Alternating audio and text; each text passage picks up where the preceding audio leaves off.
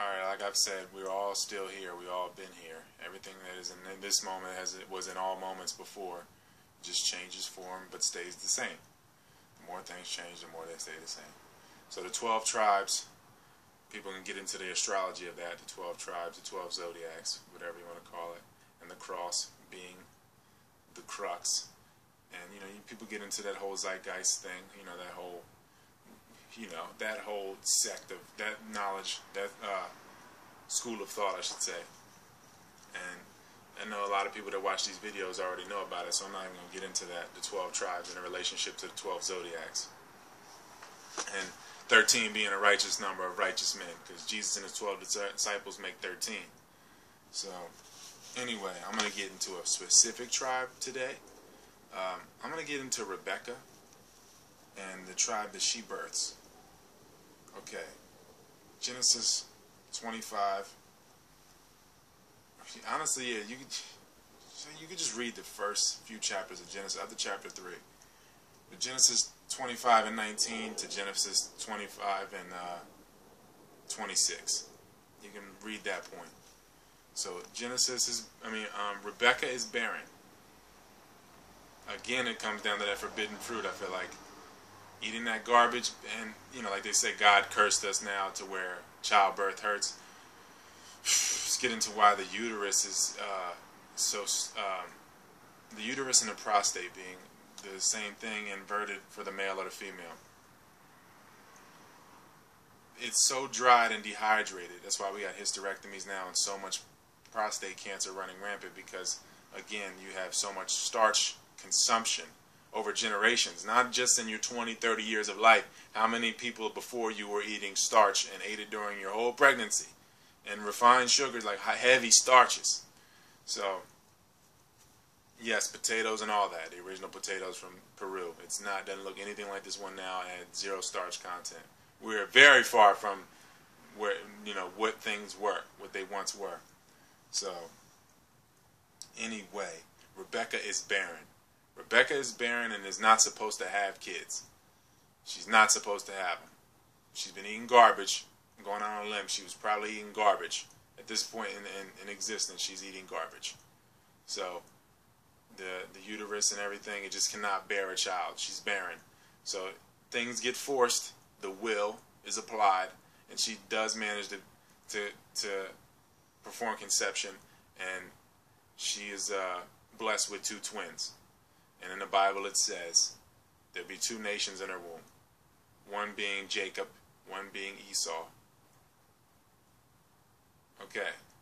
2 different nations in one womb. What does that mean? That's 2 different types of people. One from one vein and one from another. Maybe one is from a new vein and one is from a past vein.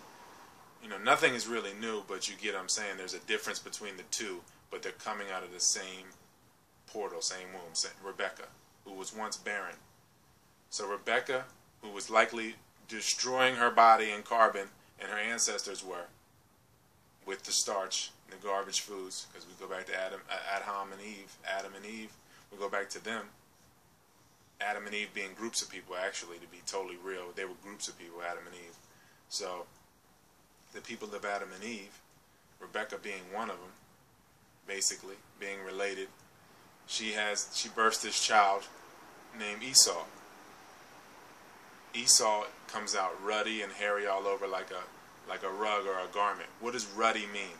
Why in England do they say the ruddy bloody truth, or why like, oh, the ruddy bloody thing, or whatever the case? Ruddy means red or pinkish, reddish or pinkish. That's what ruddy means. No one is white on the earth.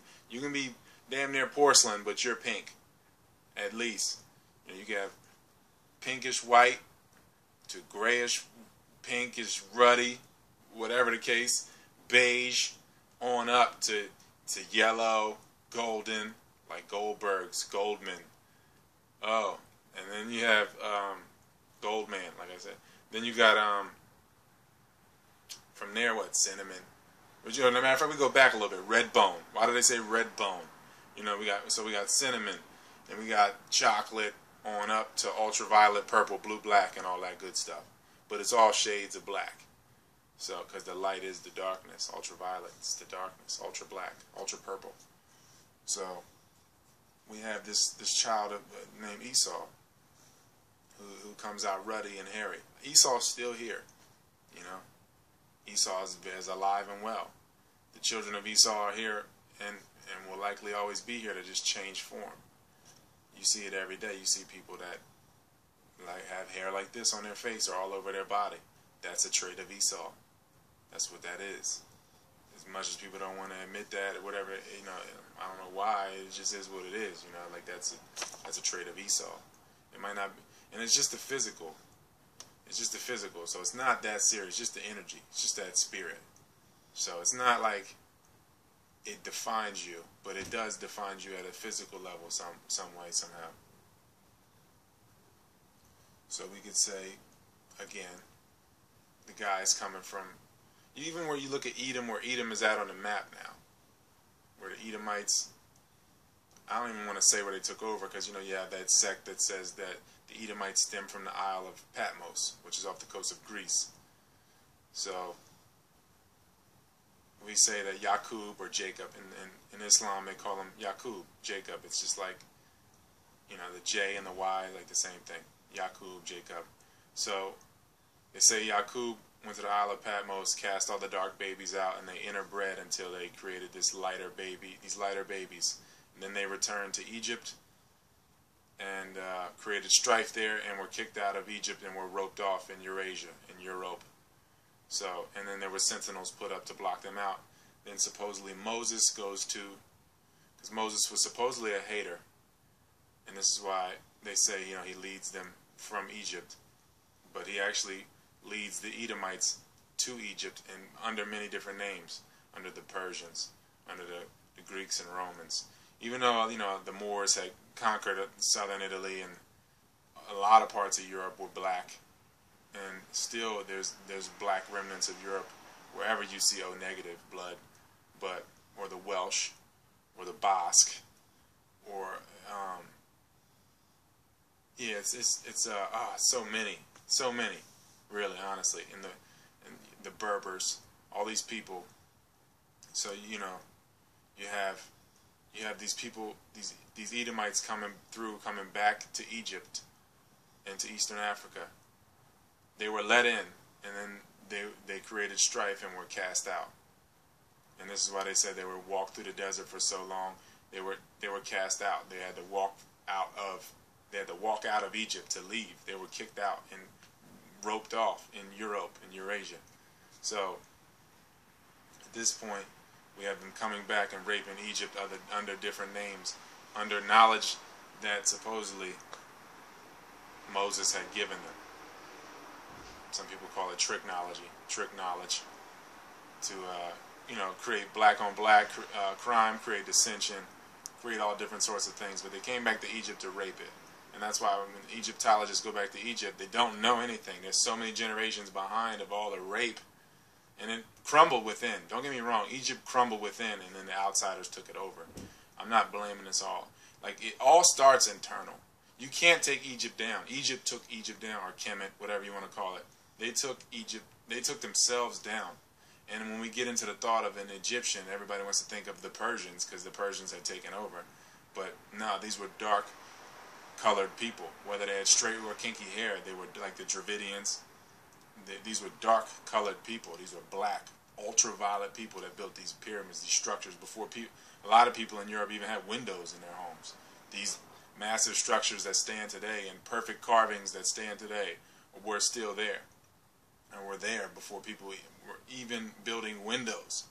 And that's the crazy, you know, these are the people that created the alphabetics, the mathematics, you know, everything, numerology, everything. These are the people that forged it, that created it.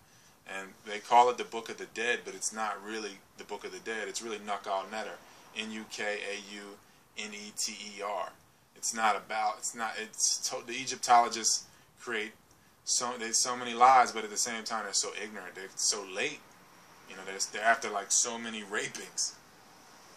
So, you know, that's really about it. Adham even actually means red. And some people will, you know, some people have called it that in their or Edom, Adham, as you actually even translate to red or pinkish. And you know, and we're talking about the Isle of Patmos in general right now. We talk about the Isle of Lesbos, or Lesbos. You know, and it's funny, like people don't see all the subliminal messaging in the movie Year One. So much subliminal messaging in that movie. Like the dude that had his nuts cut off. Like people, they call themselves, people will call themselves gay guys, but they don't know where the word gagoy comes from. A gagoy is a male that lives on the Isle of Patmos. On the Isle of Lesbos. Only way you can live on the Isle of Lesbos is if you come to have sex, to have a kid, then you leave. Then they keep the kid if it's a female. If it's a male, then it's cast out.